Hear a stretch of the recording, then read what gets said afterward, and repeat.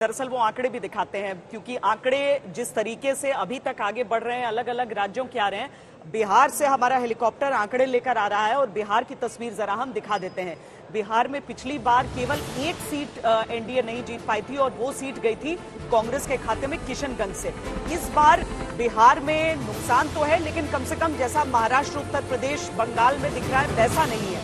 तो बिहार से हमारा हेलीकॉप्टर होते हुए हमारे मीडिया प्लेक्स पर आया और ये देखिए, ये हमारा छत खुला और अब ये आंकड़े ऊपर से बरसते हैं। और आंकड़े बरसकर क्या तस्वीर दिखाते हैं? तस्वीर दिखाते हैं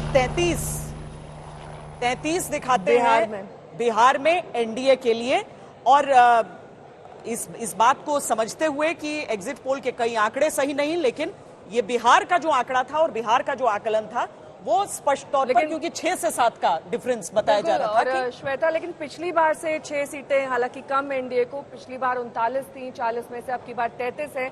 लेकिन अगर ओवरऑल परफॉर्मेंस देखा जाए तो बिहार में जिस तरीके से तेजस्वी यादव एक बेहतरीन नेता के तौर पर उभरे, उन्होंने जिस तरह से कैंपेन चलाया वो वहां पर एक बड़ी वजह माना जा रहा है। आरजेडी ने वहां का परफॉर्मेंस जिस तरह से दिखाया है, उसके लिए तेजस्वी यादव के कैंपेनिंग और उनके तरीके और उनके परिवार के लोगों, खासतौर पर मीसा भारती जो कि पाटलिपुत्र सीट से जीत रही हैं रुझानों के हिसाब से, वो भी कहा जा रहा था कि यादव परिवार के खाते में अब जाती हुई दिख रही है। सारण से उनकी दूसरी बहन लड़ रही थी, सारण पाटलिपुत्र, वो पीछे चल रही है हालांकि। लेकिन इस बीच जश्न की तस्वीरें आ रही हैं। अब ये जश्न किस पार्टी का है? गुलाल के रंग को देखकर समझिए कि जश्न कहाँ का मन रहा है। तो जहां पर आपको भगवा गुलाल दिख रहा है, वहां बीजेपी का जश्न है और कांग्रेस गठबंधन, अपने जो इंडिया गठबंधन है, वो अलग जश्न मना रही है। और ये बिहार का जो आंकड़ा, हम 7 आपको सीटें दिखा रहे हैं बिहार से छलांग लगाते हुए। राहुल गांधी आपको दिख रहे हैं, राहुल गांधी, तेजस्वी यादव, मुकेश सहनी, ये सब लगातार दिखते रहे, एक साथ दिखते रहे।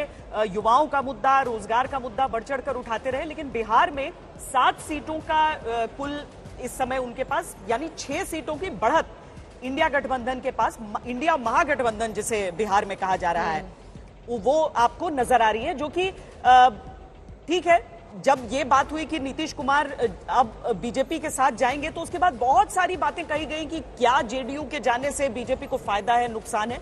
लेकिन लोकसभा के जो आंकड़े आते हुए कह रहे हैं, वो कह रहे हैं कि नहीं, फायदा ही हुआ लग रहा है कि जेडीयू, बीजेपी, एलजेपी यही से शुरुआत हुई थी श्वेता, टकाटक, सटासट, फटाफट, इन तमाम उन शब्दों की जिसको लेकर तेजस्वी यादव मुखर हुए थे। राहुल गांधी ने भी इन शब्दों का इस्तेमाल किया था और सार्वजनिक मंचों पर भी इनको कहा गया, सोशल मीडिया पर कई वीडियोज भी बनाए गए इन शब्दों के साथ। और शायद 7 सीटों का अब जो ये फायदा इनके गठबंधन को हो रहा है, ये टकाटक जो वोट्स लोगों के गए हैं इनके खाते में, ये दरअसल बिहार की तस्वीर हम आपको दिखा रहे थे। लेकिन इस बीच तमाम खास मेहमान हमारे साथ जुड़े हैं। रागिनी जी भी हमारे साथ जुड़ी हैं। रागिनी जी, ये जो आपका गठबंधन था बिहार में, उसके लिए कौन से फैक्टर्स आपके लिए सबसे महत्वपूर्ण रहे?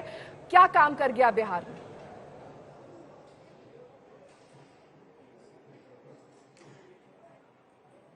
नेहा, आपके बिहार के प्रश्न पर आने से पहले बहुत सारी बातें ये भाजपा के प्रवक्ता जी ने कही हैं, मैं जरा उन पर जवाब देना चाहती हूँ।